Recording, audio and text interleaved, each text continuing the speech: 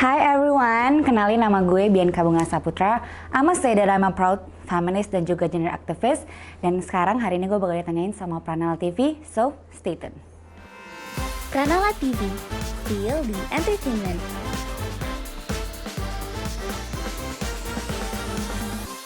Halo Bianca. Hai. Apa kabar? Nice, of course. Oke, jadi gue di sini bakal nanya-nanya nih sama lo tentang feminisme karena kita kan sebagai pemula juga kita pengen tahu nih dari sudut pandang bisa dibilang expert kali ya. Enggak juga, no I'm not.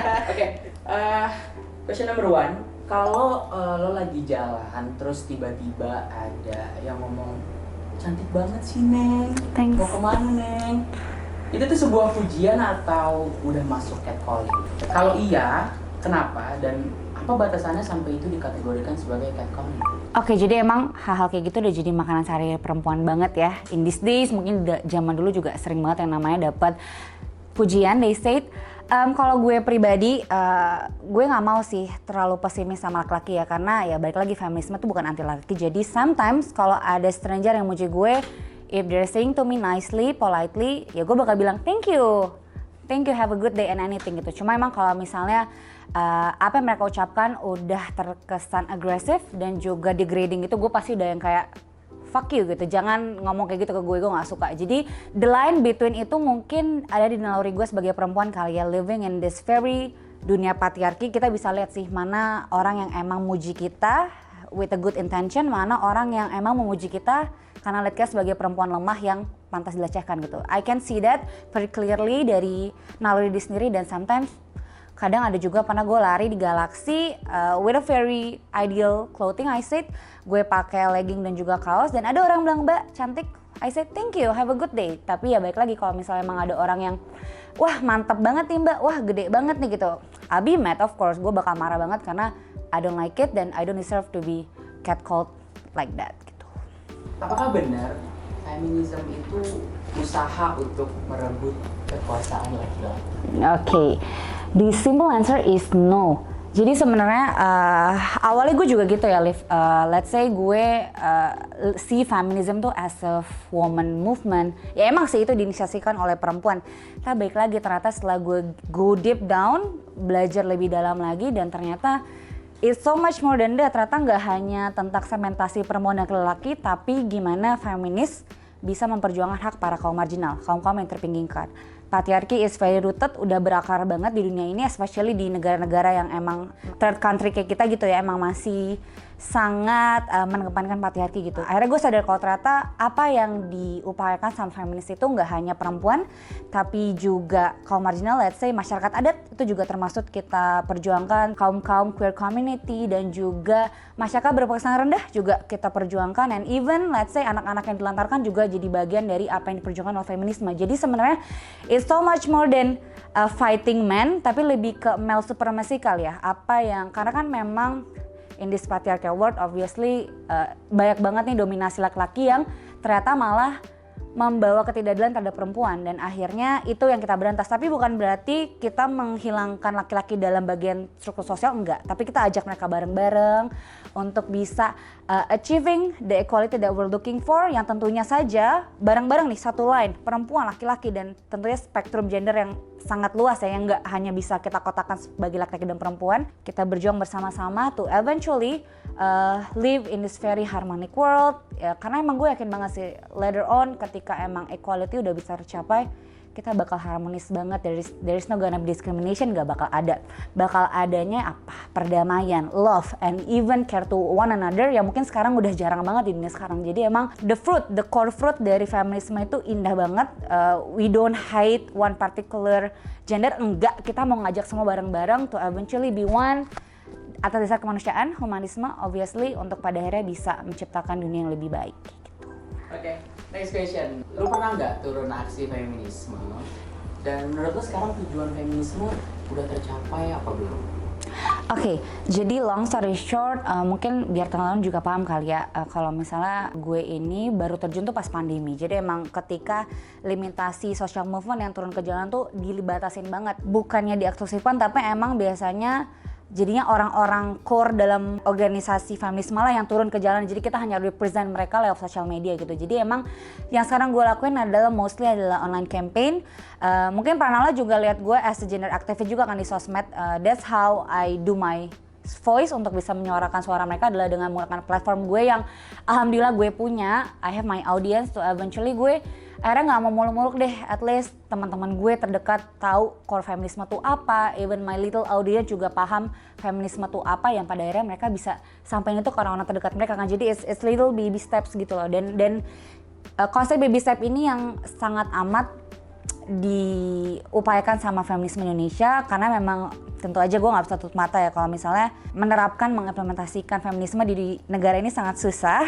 It's so much late dari negara-negara maju lainnya, karena emang let's say the culture, the religion emang masih sangat kuat banget. Jadi emang susah sih untuk bisa kasih satu concrete definition tentang feminisme ke orang-orang yang emang masih punya pegangan yang terlalu kuat gitu sama apa yang mereka punya yang udah ada sejak dulu. Jadi emang satu hal yang feminisme Indonesia suka sampaikan ke gue adalah optimistic. Jadi kita nggak suka lihat progres itu dalam big step gitu. Kan kalau misalnya lo nanya udah sampai mana sih perjuangannya, ya emang secara reality it's little steps. Let's say orang jadi lebih sadar aja kita udah nggak sebagai achievement. Tapi mungkin yang orang harapkan kan big result kayak bangku DPR 5%, which is not really happening right now, masih susah banget. Tapi at least optimistik yang ada di dalam aktif gender inilah yang akhirnya menyelamatkan jiwa-jiwa yang memang butuh diselamatkan gitu. Jadi let's say right now it's still a long process, lama banget, karena starting pointnya dari negara barat dan negara timur aja jauh beda kan. Orang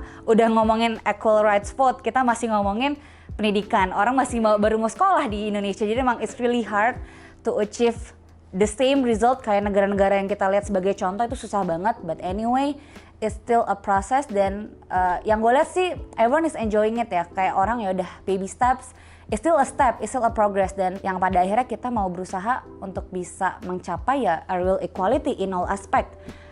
Let's say dari ekonomi, social, politics, even at school masih ada banyak perbedaan gender. Jadi emang itu yang pengen kita tuntaskan, benar-benar hidup di mana nggak ada stereotip dan stigma gender lagi. Jadi kita hidupnya udah as a human, sebagai manusia. Lo siapa? Bianca. Oke, bukan Bianca si perempuan nggak, tapi Bianca si manusia yang punya intensi baik untuk bisa sama-sama menyelamatkan banyak orang, kayak gitu. Apa tanggapan lo terkait wanita yang menjadi korban pelecehan, tapi malah dia yang disalahkan? Yes, it's a sad reality, dan kalau ngomongin kekerasan seksual tuh emang selalu merinding ya, karena masih sedih banget. Dan kebetulan juga organisasi gue kan berhubungan langsung ya dengan para korban yang emang kita punya layanan advokasi. Jadi emang sedih banget guys living as a secondary gender mostly, karena korbannya adalah mayoritas perempuan kan. Tapi emang gak menutup kemungkinan ya laki-laki adalah korban, tapi tetap aja adalah korelasinya antara kita hidup sebagai perempuan dan juga sebagai korban tuh kaitannya erat banget gitu. Jadi emang people tend to see woman as a weak creature, sebagai creature yang lemah, yang bisa dilecehkan, yang nggak bisa speak up. Jadi emang mereka selalu menargetkan kita sebagai korban, karena mereka tahu eventually kita cuma bakal ya udahlah stres sendiri aja gitu. Jadi emang it is sad truth gitu. Jadi tendensi orang untuk menyakiti perempuan itu dilihat dari itu ya, hasil dari konstruksi sosial kan, dimana orang ngelihat perempuan nggak se-capable itu dibandingkan laki-laki yang bisa berantem, yang bisa speak up, yang bisa ngomong, dan itu adalah semua salah, dan obviously itu adalah hasil dari social construction gitu. Dan itu sih yang selalu dibilang sama banyak para aktivis adalah peran ganda perempuan dan juga peran ganda sebagai seorang korban kekerasan seksual gitu. Jadi mereka nih udah dapat trauma dari apa yang dilakukan oleh para pelaku, tapi mereka harus dapat lagi blaming dari society dan juga orang sekitar. Pasti setiap ada lo speak up, nanya, lo nggak usah speak up, dia lo cerita ke temen lo yang emang belum terbuka mindnya, terus lo tanya, pasti yang dia pertanyain pertama kali adalah lo pakai baju apa sih? Or even lo keluar malam ya, pasti lo pasti naik mobil sendiri ya, makanya digini-gini, lo pasti gini-gini. Jadi all those things yang sebenarnya adalah hasil dari apa yang udah kita bangun dari dulu sih. Jadi kan emang patriarki udah ada sejak lama, dan itu selalu didukung dengan berbagai gerakan baru kayak kapitalisme, kayak kolonialisme. Itu kan emang sangat related to patriarki.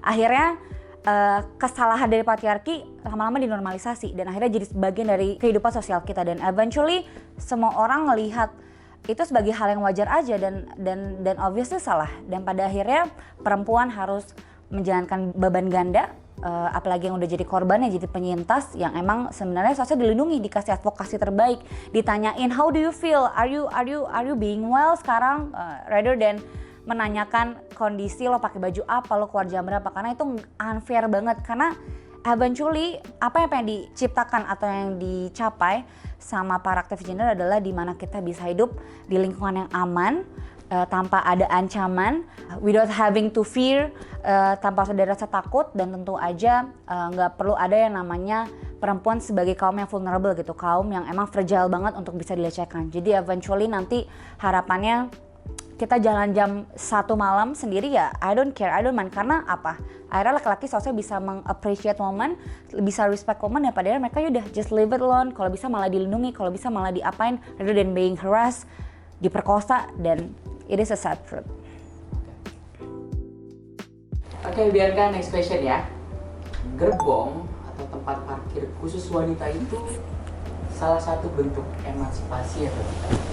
Oke, mungkin this kind of question tuh sering banget diutarakan sama orang-orang yang masih meragukan gender equality kan. Kayak lo kalau mau achieve gender equality udah bener-bener sama, lo coba angkat galon, lo benerin genteng, lo coba deh ngobek selokan, lo coba deh nggak usah ada special treatment yang lo kasih di ranah publik gitu. Tapi balik lagi, special treatment itu ada for a reason kan, obviously. Karena apa?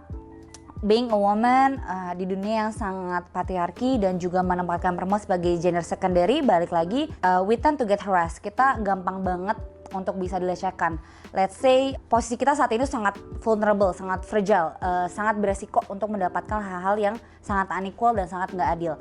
Maka akhirnya banyak pihak, mungkin termasuk pemerintah gitu ya, pada akhirnya juga berpikir apa sih yang bisa kita lakukan untuk pada akhirnya menciptakan safe space untuk para perempuan. Akhirnya diciptakanlah ini si special treatment ini, dalam artian kan kalau ladies parking kan emang deket banget sama lobby ya, nggak mungkin yang jauh-jauh dari lobby. Kemudian juga gerbong yang emang dekat sama petugas yang di awal dan di akhir gitu. Kenapa? Karena ternyata mengedukasi para pelaku tuh nggak cukup.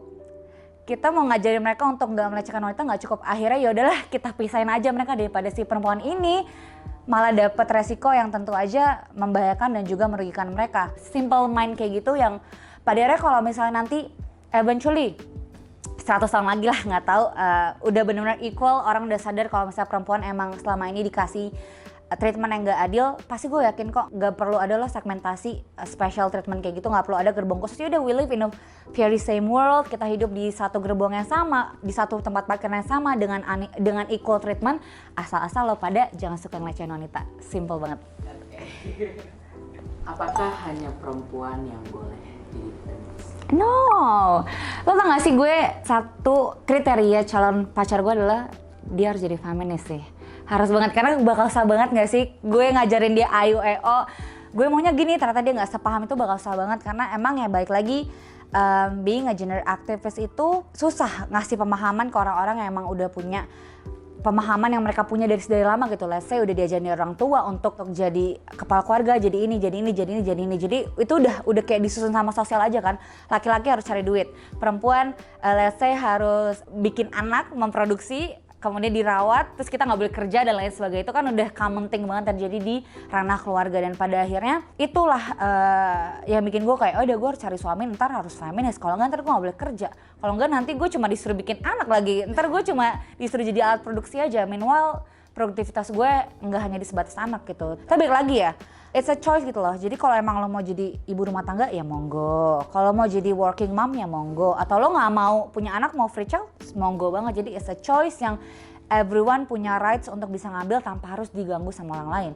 Dan tentu aja we have this, sebutan itu sekutu feminis.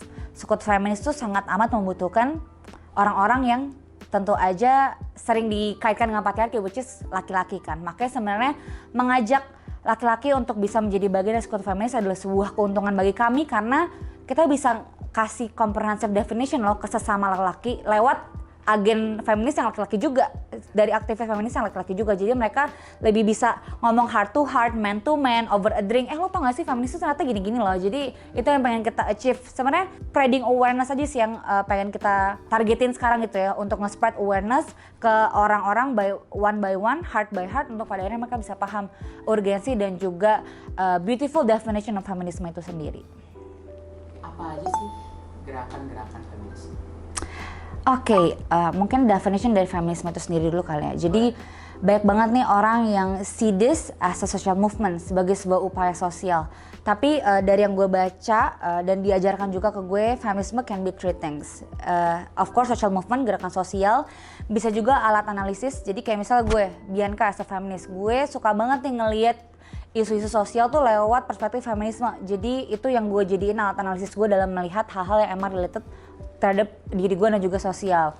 Kemudian juga feminisme juga dilihat sebagai ilmu pengetahuan. Jadi gerakan-gerakan feminisme ini sebenarnya banyak banget, karena emang type of feminisme juga banyak banget kan. Let's say ada yang kayak gue sosialis, marxis sosialis, kemudian juga ada juga yang radikal feminisme. Jadi emang gerakannya banyak dan mereka itu proses realisasinya beda-beda. Ada yang emang mereka terjun ke lapangan karena let's say kalau sosialis feminisme kan mereka itu lebih suka membela hak buruh, kemudian mereka jadi lebih sering nih demonstrasi dan lainnya. Tapi ada juga nih kayak feminisme yang lebih fokusnya ke internet. Mereka menggunakan internet sebagai media mereka untuk bersuara, karena emang di gelombang keempat ini sendiri emang banyak banget yang namanya dominasi penggunaan internet untuk bisa jadi media orang dalam mereka membicarakan feminisme kayak gitu.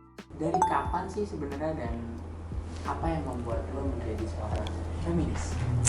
Ini seru, karena ini kan ya balik lagi kan tadi gue udah bilang this is an individual journey gue sebagai seorang perempuan yang akhirnya decided untuk bisa masuk ke ranah gender ini. Karena dulu gue punya mantan, he's really toxic. Those moments bikin gue kehilangan banyak momen hidup gue. Kayak gue pacaran sama dia 2 tahun, tapi gue ngerasa hidup gue tuh berhenti di situ loh, nggak ada progress. Gue kuliah ditentuin dia di mana gitu, even hal-hal besar kayak gitu ditentuin sama dia. Gue mau ikut basket nggak boleh, gue mau ikut ini itu nggak boleh. Akhirnya untung aja ada pandemi, gue balik ke keluarga gue, jadinya kayak dapet kesadaran aja gitu loh, kayak oh ya ternyata my life is not about him loh, gue masih punya banyak hal lain gitu. Dan pada akhirnya gue decided untuk bisa putus dari dia karena gue ngerasa udah gak sehat, ya emang udah gak sehat dari dulu sih. Dan gue ini decided kalau misalnya gue living as a woman kayak kurang deh, gue kayak bakal bisa terjun ke lubang yang sama lagi deh. Akhirnya gue decided untuk belajar, untuk awalnya gue pengennya gini, ngelihat word gue sebagai perempuan tuh apa sih, sesimpel itu. Tapi ternyata gue malah jatuh cinta sama ilmu ini. Gue akhirnya ternyata ada yang namanya feminisme, ada yang namanya interseksionalitas, ternyata ada yang namanya women's right, ternyata ada yang namanya gender equality, yang pada akhirnya gue malah addicted banget tuh di segmen. Akhirnya gue belajar makin dalam lagi. Dan after all this time, kerasa banget sih bedanya yang namanya dulu mungkin I don't see myself as a full woman gitu, sebagai perempuan yang utuh tuh enggak. Tapi gue enggak bisa ngeliat word gue karena balik lagi ketutup dengan ketidaktahuan gue akan hal itu. Tapi dengan gue belajar, dengan gue tahu berbagai hal, ini benar-benar jadi satu hal yang mengubah hidup gue, mengubah jalan hidup gue, mengubah perspektif gue dalam melihat hal. Dan pada akhirnya gue sekarang bisa standing as an independent woman yang tentunya nggak perlu bisa menaruh diri gue di punggung laki-laki. Jadi I can stand on my own gitu. Next question ya Bi, setuju nggak kalau kepala keluarga itu harus laki-laki? Enggak, karena mungkin ini is a little bit emotional dan juga subjektif ya ke gue.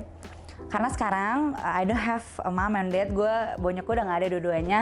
Tapi sekarang aja kepala keluarga adalah kakak gue, perempuan, masih umur 24, masih muda banget kan. Jadi akhirnya dari situ gue lihat, oh ya ternyata sebagai seorang kepala keluarga gak ada kaitannya lo sama gender, gak ada sama sekali. Itu adalah sebuah peran mulia banget, karena look at me, I can live this well karena kakak gue loh. Gue bisa provide gue a lot of things, a lot of good things ya, karena kakak gue as a woman belum nikah juga loh.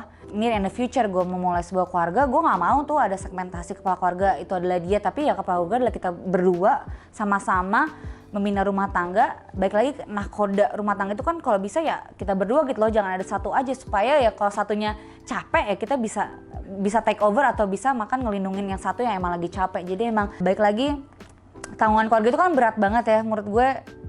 Jadi seorang kepala keluarga itu berat banget dan nggak bisa dikaitkan dengan gender. Jadi balik lagi tuh balik ke kapabilitas masing-masing. Apa kalau mampu ya ayo, kalau nggak mampu juga nggak apa-apa. Dan even banyak banget tetangga gue yang let's say istrinya is a working mom, kemudian suaminya yang emang bisnis dari rumah, itu kan sering banyak dapat cibiran dari tetangga kan. Tapi balik lagi ya, it's a part of the process yang emang harus kita nikmati, dan it's a reality. Dan sometimes woman can also be kepala keluarga gitu. Kalau dari perspektif lo, gimana cara lo merespon isu aborsi? Oke, ini seru banget sih karena dulu gue juga sebagai seorang feminis kan tentu saja berproses ya.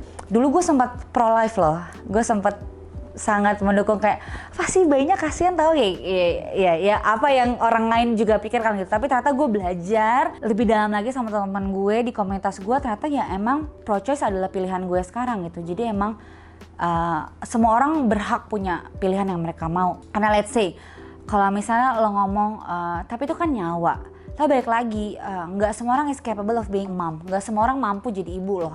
Karena bahkan sekarang banyak banget orang yang nggak milih punya anak karena mereka tahu tanggungan punya anak tuh luar biasa besar tanggung jawabnya, financial, emotional, mental. Jadi itu semua hal yang harus kita punya, fundamental pendirian yang kita punya ya. Dan gue let's say kalau misalnya satu orang nggak punya itu, gue sih lebih mending aborsi ya daripada kita menelantarkan satu hidup orang, nggak kita kasih financial support, nggak kita kasih love.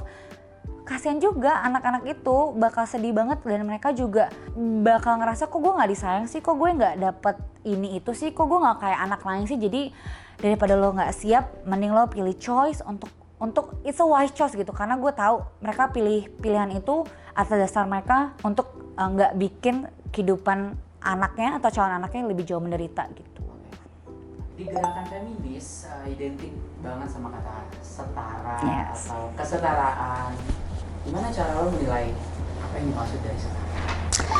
Oke, simple ya.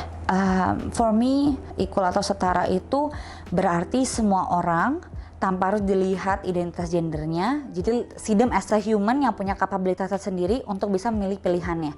Karena sekarang banyak banget nih pilihan-pilihan besar, pilihan-pilihan hidup, or even pilihan-pilihan politik yang sangat dipengaruhi oleh identitas gender, yang pada akhirnya membuat banyak banget hal-hal menjadi unequal atau tidak adil. Dan akhirnya tuh jadi satu hal yang menyedihkan banget. Karena balik lagi, nggak seharusnya ada yang namanya stigma dan juga stereotip gender ini. Tapi yang balik lagi yang harusnya ada adalah keadilan, kesetaraan, kesamaan, let's say kesempatan untuk semua orang bisa dapetin yang mereka mau tanpa harus melihat mereka as a woman atau as a man gitu. Jadi kalau lo tanya definisi setara yang pengen di-achieve atau dilihat dari perspektif gue adalah dimana suatu keadaan nanti kita nggak bakal melihat orang melalui gendernya dia, tapi kita ngelihat dia sebagai human, sebagai sebuah manusia yang bisa punya pilihan dan punya let's say journey life mereka masing-masing tanpa harus dijudge melalui berbagai macam bias gender yang emang sering terjadi di saat ini gitu. Oke, kalau dilihat-lihat sebenarnya banyak hal yang dibawa sama feminis itu bertentangan sama budaya yang ada di Indonesia. Misalnya jadi menentang kodrat perempuan dan lain-lain. Jadi secara nggak langsung yang dibawa sama feminis itu menentang budaya yang ada di Indonesia. Baik lagi, definisi kodrat itu apa sih? Mungkin teman-teman nanti kalau nonton ini bisa searching kodrat itu apa dan kenapa perempuan selalu dikodratkan menjadi ini itu gitu. Menurut gue, apa yang disuarakan oleh society, kodrat itu adalah hasil dari konstruksi sosial. Dari dulu kita selalu selalu diupayakan untuk jadi cewek yang lemah lembut, jadi cewek yang penyabar, yang gak egois, yang mau kan definisi egois ini karena kita selalu diberikan tugas atau peran untuk mengurus rumah tangga, mengurus suami, mengurus anak. Gila, bebannya besar banget. Jadi emang itu adalah sebuah hasil dari konstruksi sosial yang prosesnya emang dari dulu banget udah dibentuk untuk kita bisa jadi seorang ibu yang menyusui, ibu yang melahirkan. Dan menurut gue kodrat itu sendiri sebenarnya nggak ada. Dan dari yang gue baca, kodrat perempuan itu nggak ada hubungannya sama sekali dengan ovarium atau rahim yang kita punya, karena balik lagi itu semua adalah hasil dari konstruksi sosial.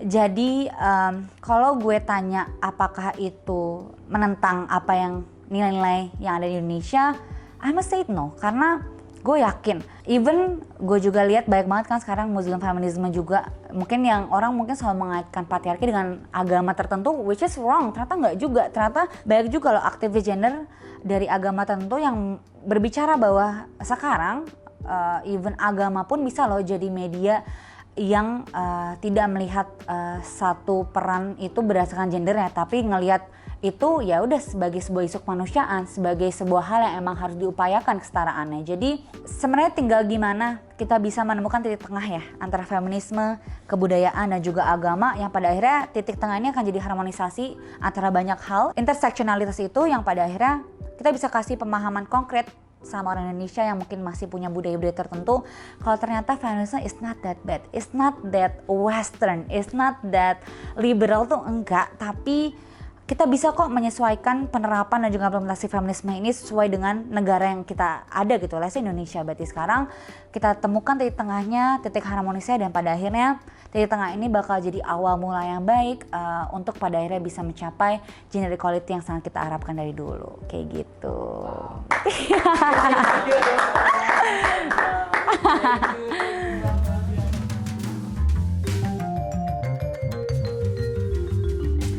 Oke, last words for me mungkin teman-teman, sekarang kita hidup sebagai seorang perempuan di negara yang mungkin melihat kita sebagai gender kedua, tapi kata-kata dari gue adalah you have your rights untuk bisa memilih. Lo mau jadi rumah tangga silakan, lo mau jadi working woman silakan, dan jangan sampai ucapan orang lain bisa mengganggu atau bahkan mengubah pilihan hidup lo, karena itu adalah 100% dari diri lo, karena lo yang milih, lo yang menjalani. Jadi jangan pernah dengerin kata orang, just be yourself and just do it for yourself only. Mungkin itu dari gue ngebahas tentang feminisme, dan gue berharap banget teman-teman bisa belajar banyak dari segmen ini, karena of course it is a lot to say yang tadi gue sampein, tapi gue berharap teman-teman gak overwhelmed tapi malah pengen ke-trigger untuk bisa belajar lebih tentang feminisme. Dan abis ini gue bakal main Trader bareng Pranawati TV, so stay tuned. Bye bye.